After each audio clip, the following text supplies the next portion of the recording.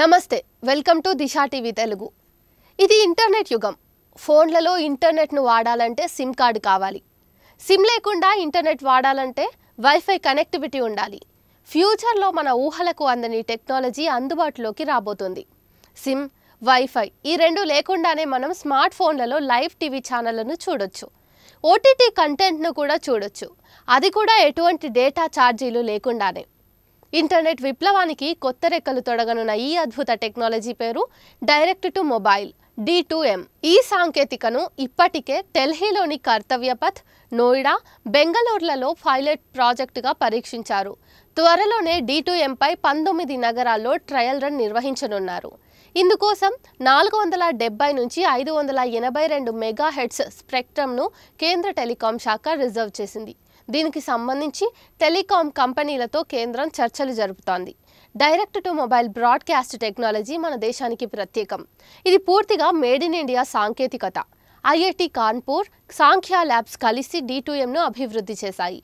TV ప్రసారాల్లో ఇది పెను సంచలనం కానుంది. D2M technology FM radio, DTH తరహాలోనే పనిచేస్తుంది. ఈ విధానంలో బ్రాడ్బ్యాండ్, బ్రాడ్కాస్ట్ టెక్నాలజీని కలగలిపి టీవీ కార్యక్రమాలను, ఓటీటీ కంటెంట్ను ప్రసారం చేస్తారు. మొబైల్ ఫోన్లలో FM రేడియో ప్రసారం అవుతుంది తెలుసు కదా. అచ్చం అలాగే స్మార్ట్ ఫోన్లలో ఇన్స్టాల్ అయి ఉండే ప్రత్యేక రిసీవర్ అనేది D2M రేడియో ఫ్రీక్వెన్సీని క్యాచ్ చేస్తుంది.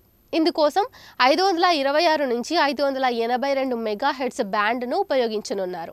ఈ బ్యాండ్ను ప్రస్తుతానికి టీవీ ట్రాన్స్మిటర్ల కోసం వాడుతున్నారు. ఇదే ఇకపై D2M ద్వారా స్మార్ట్ ఫోన్లకు మల్టీమీడియా కంటెంట్ను నేరుగా చేరవేస్తుంది. ఫలితంగా టీవీ ప్రసారాలకు అయ్యే ఖర్చు తగ్గి టెలికాం నెట్వర్క్ సామర్థ్యం పెరుగుతుంది. దాదాపు 30% వీడియో ట్రాఫిక్ను D2Mకు బదిలీ చేయటం వల్ల 5G నెట్వర్క్లో రద్దీ తగ్గుతుంది. ఇది దేశంలో డిజిటల్ పరివర్తనను వేగవంతం చేస్తుంది. దేశంలోని 19 కోట్ల ఇళ్లలోనే టెలివిజన్ సెట్లు ఉన్నాయి. స్మార్ట్ ఫోన్ల వినియోగదారులు 80 కోట్ల మందికి పైగా ఉన్నారు. వీరి సంఖ్య 2026 నాటికి 100 కోట్లకు చేరొచ్చు. ఈ లెక్కన వీడియో ఫార్మాట్లో టీవీ కంటెంట్ను ఎక్కువగా చూసేది స్మార్ట్ ఫోన్ యూజర్లే. వీరికి వీడియో కంటెంట్ను పంపే ప్రక్రియను సులభతరం చేయడమే D2M టెక్నాలజీ యొక్క ప్రత్యేకత. ఈ సాంకేతికను విద్యారంగం, అత్యవసర వైద్య సేవలు వంటి వాటికి కూడా వినియోగించుకునే అవకాశం ఉంది.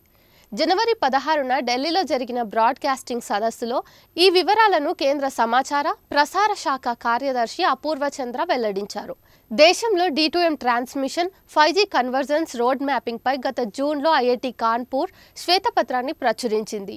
D2M నెట్వర్క్ ద్వారా ప్రాంతీయ TV, radio, educational content, emergency alert system, విపత్తు సమాచారం, రేడియో, వీడియో, డేటా ఆధారిత యాప్లను బ్రాడ్కాస్టర్లు అందించగలరని తెలిపింది.